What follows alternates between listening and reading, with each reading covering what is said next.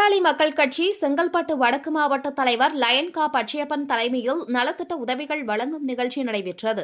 பாட்டாளி மக்கள் கட்சி சார்பில் பசுமை தாயகம் நாளை முன்னிட்டு சோழிங்கநல்லூர் அடுத்த மேடவாக்கத்தில் செங்கல்பட்டு வடக்கு மாவட்ட தலைவர் லயன் கா பச்சையப்பன் தலைமையில் மரக்கன்றுகள் மற்றும் மாற்றுத்திறனாளிகளுக்கு நலத்திட்ட உதவிகள் வழங்கும் விழா நடைபெற்றது.